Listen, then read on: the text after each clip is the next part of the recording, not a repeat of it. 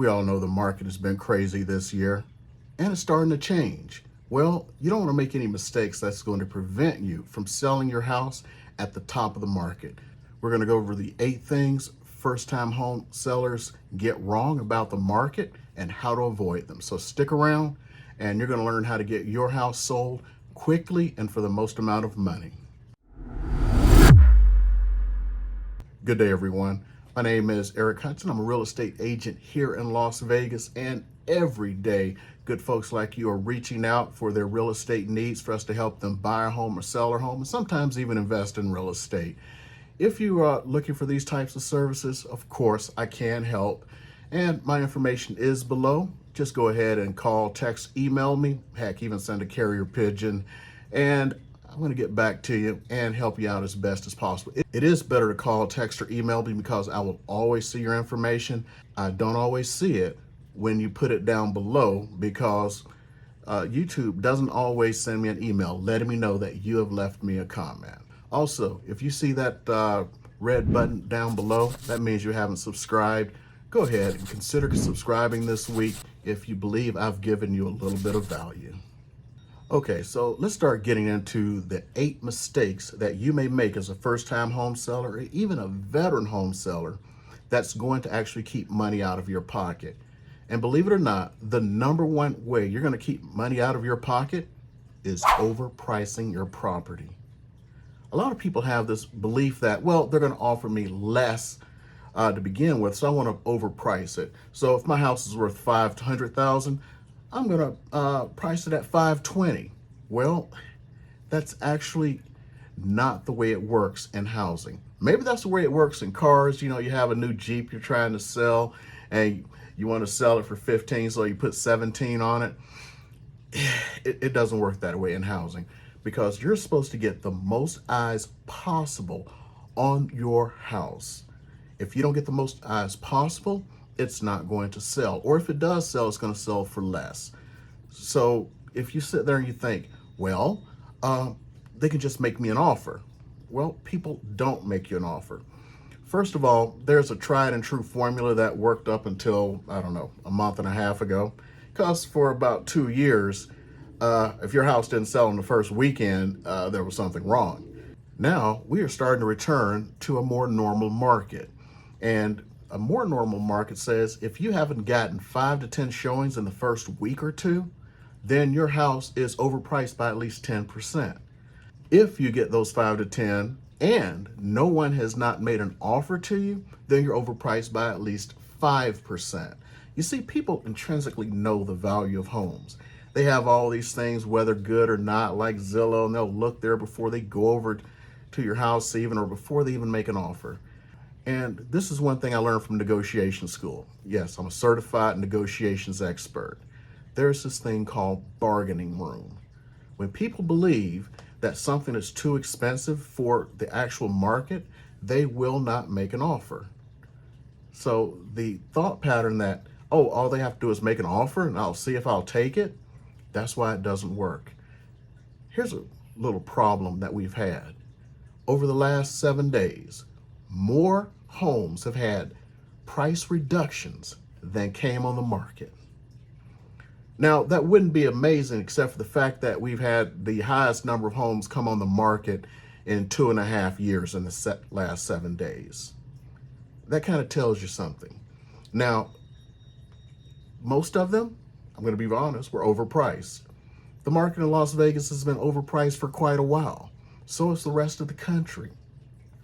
But people have gotten so used to overpricing and people actually paying it and making up the difference that they've lost sight. And now that we've returned to a more balanced market, that isn't working out for them. So they are now lowering the price to something's realistic. Now, some people may say, well, that shows that the market's crashing because all these people have lowered their price. Not really. What it's showing is people are now lowering their prices to where they were supposed to be, because no longer are people willing to pay these exorbitant prices and give you $20,000 and $30,000 and $40,000 over what the house was worth. To be honest, you already got that. When your neighbor got that $40,000 over, you got that $40,000 over. At this point, Be grateful that the market's not going down, and you don't have to worry about trying to chase the market down with price adjustments. Price it right to begin with, and don't play the old, oh, I want to price it a little higher to try. Yoda said, do or do not. There is no try. That is true in housing. Don't just try for 2 weeks, because the only thing that's going to happen is you're going to get less money and you've wasted 2 weeks. The next issue some homeowners have that actually destroy their chances of selling to get the most money is skimping on home showings. So what do I mean by skimping on home showings? They do the old, well, I need 24 hours notification because I need to get things ready. Well, here's what's going to happen.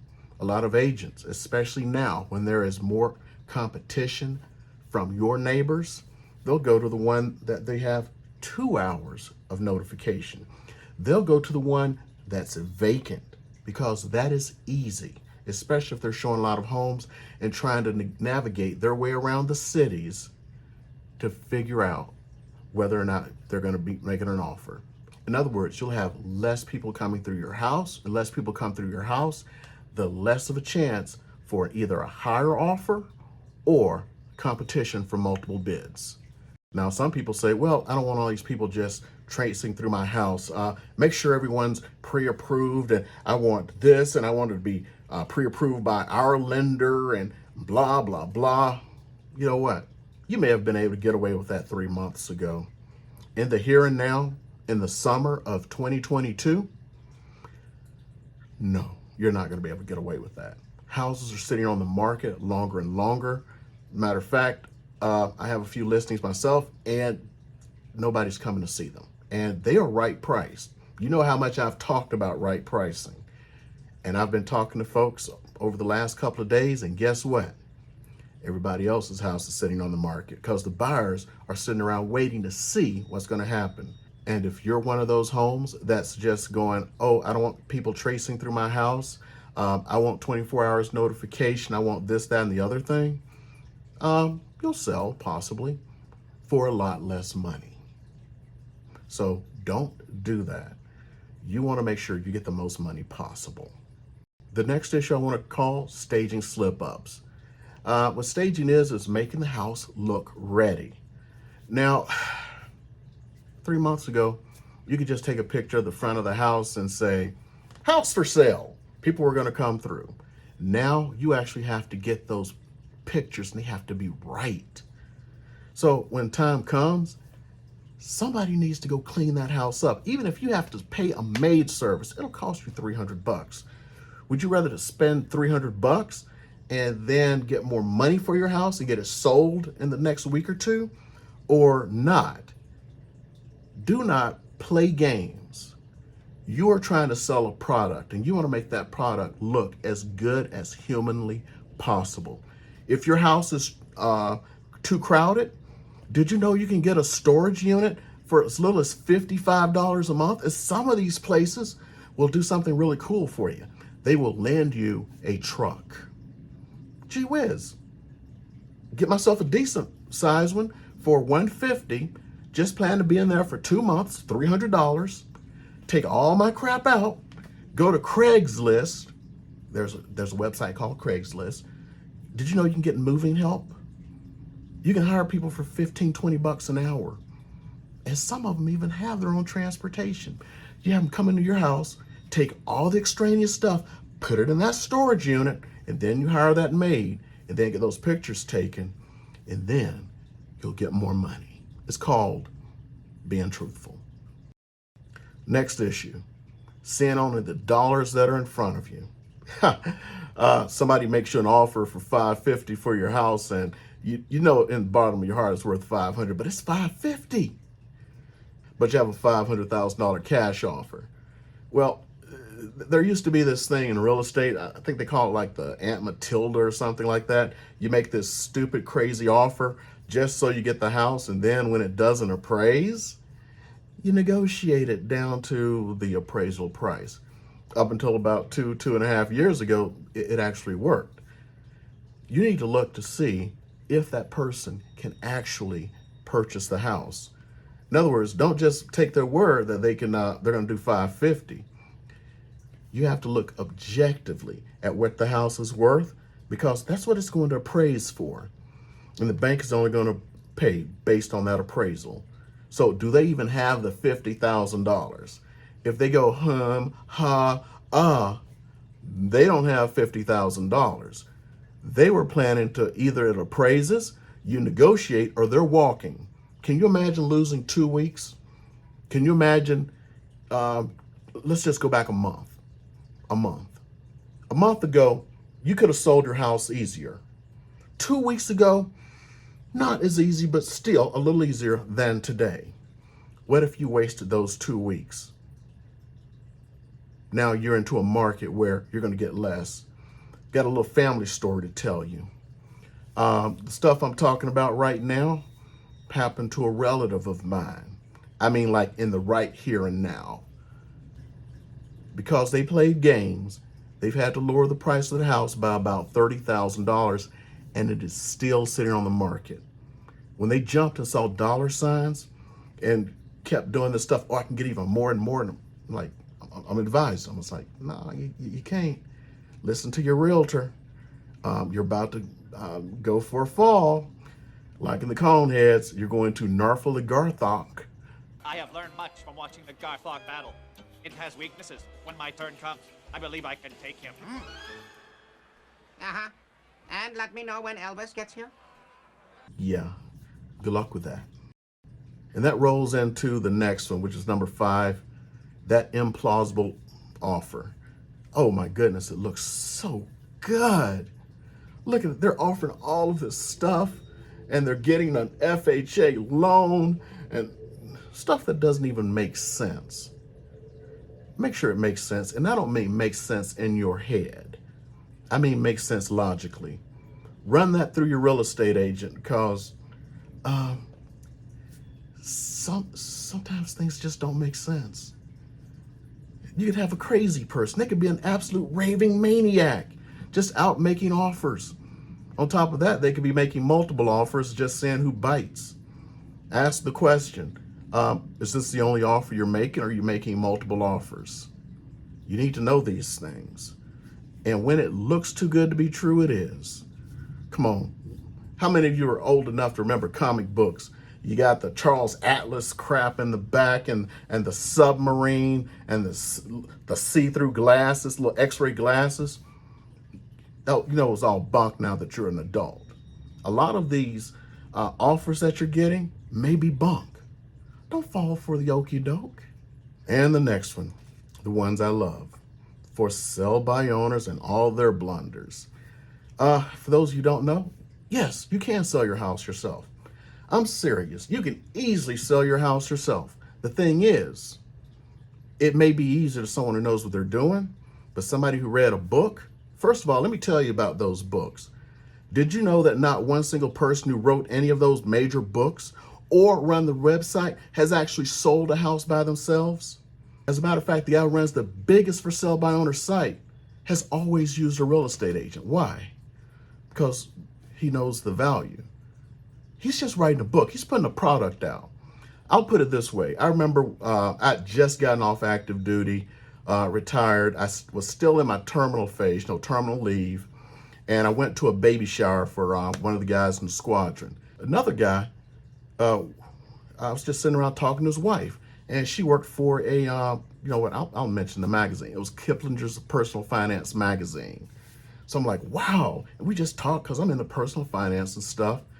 And I was like, well, how do you have all this information? It's like, to be honest, they just go look it up and put it out. Those writers in those magazines, in all honesty, don't know what the hell they're talking about. They just go do some research for a day. They're good at writing, and they finesse it, also known as bullshitting. So you got some bovine scat. So here's the bottom line. The majority of the for sale by owners are going to end up selling with an agent when it's all said and done. They're making too many mistakes. And those who do sell for less than the price they would have got, even with the commission and everything else. I've seen so many mistakes these for sale by owners make, including oh, if I bring you a buyer, will you at least pay me some kind of commission? Nah, your buyer needs to pay you a commission. I've run across that one. Then a few months later, I see their house was on the MLS, sold through the MLS, sold for less money, and they paid a full commission. They wasted all that time. Don't waste any time. If you do want to sell your house, avoid the number one thing. You know what the number one thing that FSBOs make for a mistake? It's real simple. They overprice it. So they think they can have their cake and eat it too.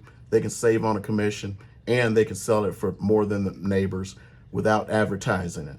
Yeah, they put it on Zillow. They put it on forsalebyowner.com and owners.com and all these other places. Great. That's not the market. 98% of the people are going one place. I'm sorry, other than Zillow. Yes, they'll say it on Zillow. They're going to the MLS, which means that's where your competition is. Now, you can get on the MLS. I'm not going to lie. I will never lie to you. There are ways to get on the MLS. You can do it for $295. Matter of fact, I don't care.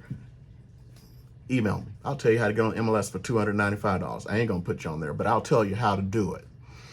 I don't care, because you know what? Majority of them aren't going to sell because you're going to make all the other mistakes.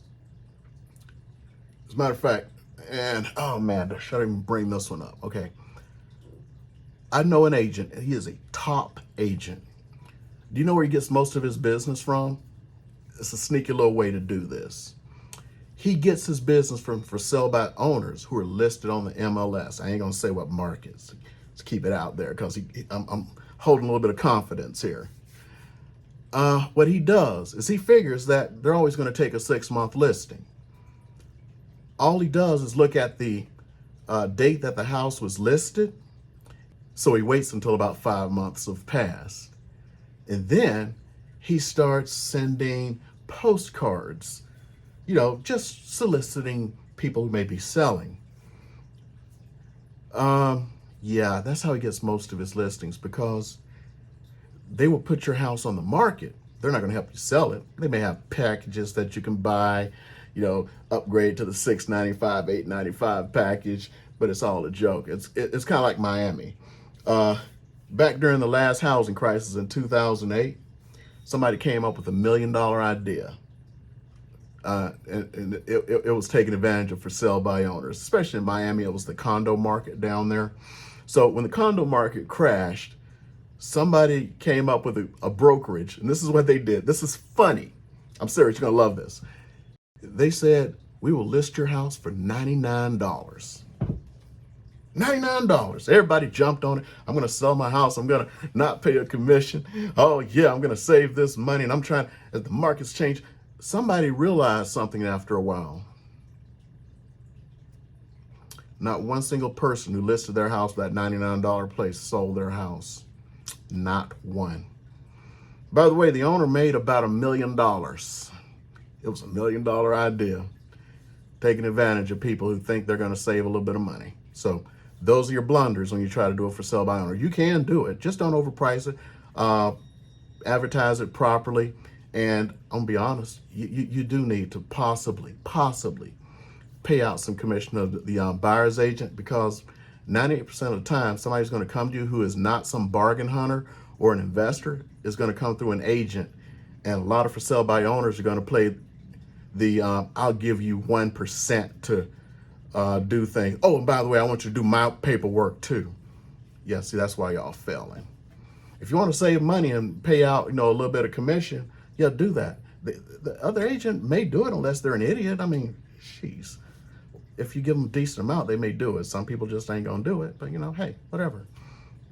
Just do things right and you'll get the house sold. Matter of fact, I even have a guide to help you sell your house as a for sale by owner. I'm gonna link it down below. You don't even have to register for anything. Just go take it. Take it, use it. Don't use it. I don't care. I'm telling you right now, 90% are gonna end up with a realtor. The realtors know it. That's why the majority of the calls you get are from real estate agents. I'm getting so much traffic on my house. Yeah, from real estate agents who are trying to list your house. I have a buyer. Okay, so next one is, don't forget where you're trying to go to. Make sure you have that lined up. With the market changing, you now have a little bit of a better chance. Not too long ago, I mean like a couple of months ago, if you had your house on the market, even if you had an offer on it, even if it was a great offer, nobody was going to accept it because they had 10 other offers they could accept. Right now, you can get that done. Make sure the second you get a good offer in, not one that's crazy, loopy, all this jazz, a good offer, you've vetted it with their lender and everything else, be prepared to find that next place. If it's in another state, if it's in your current city, whatever, move on it. And don't play the game. This is the game I like to call, nobody's going to steal my house, but I need a bargain. Nobody's going to steal my house. I'm not going to pay any closing costs. They're going to do what I want to say. Then you go looking for a house. Why in the world would I pay this? I know everyone else is paying $30,000 over. I'm not going to do that. I want a house where I'm going to get it at 80% off. Stop that BS. You're in a good position right now. Go find a house. As soon as you get a good bona fide offer, make an offer, make it contingent upon your house selling, and your house make it contingent upon the other house closing, or else they have to go down a few more rabbit holes. But hey, it can happen. Just don't play any games. We're not in the time to play games. We're in the time to get a house sold, okay? And finally, assuming that the hot market was going to last forever. Just 2 months ago, I'm pretty sure there are plenty of people who are just sitting around, I'll just wait another 6 months and I'll get another $30,000 for my house. And now they're listing their house. That's why twice as many homes have come on the market now than came on the market 2 months ago. Everyone's putting their house on, and the number of sales, actual closed sales, is actually down. It's actually recovered a little bit over the last few days. But a lot of that's because buyers are going, let me wait to see what happens, which is actually causing sellers to put it on. And when I was on staff back at Hickam, they used to say they called it a self-licking ice cream cone. So it's actually just creating the bills itself. The buyers are starting to hold back, and they're holding back too because of interest rates. So they start to hold back, hoping the market falls. Because they hold back, more and more sellers are going like, okay, it's top of the market. They list their houses. So the buyers go, oh, there's more houses out there, so I'm going to hold back even more, hoping that it falls. Then more. We don't know where it's going to go. At some point, sellers are just going to go like, oh, my house isn't selling, so I'm just going to not put it on the market. Well, when they don't put it on the market, supply and demand, you still haven't hit that critical thing of 5 to 6 months of inventory. And guess what happens then? Housing stays the way it is, or it goes up, and nothing happens. So it's that balancing act. So you need to keep this all balanced with where the market is. Yes, the market was hot as can be 2 months ago. Now it's actually entering a normal market. People are freaked out for one reason. The houses aren't selling one weekend. Well, before the pandemic, houses didn't sell in one weekend. You couldn't last forever.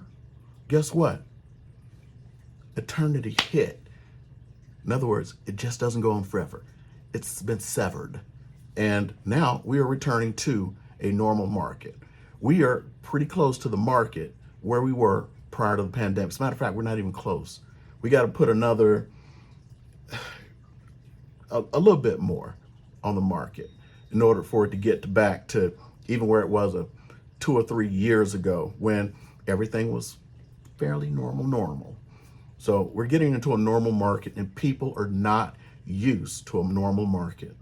So make sure that you are getting things done right here and now based on the current market, and stay ahead of the market. And also, other ways you can stay ahead of the market is I have more videos that go into this stuff even deeper. You can learn how to properly position yourself as a seller or a buyer, or a seller and a buyer, because if you are behind the curve, you're going to be ahead of the 8 ball, and you don't want to be there. Also, if you found this video has given you a little bit of value today, go ahead and hit that subscribe button, and of course, Look at the rest of the videos.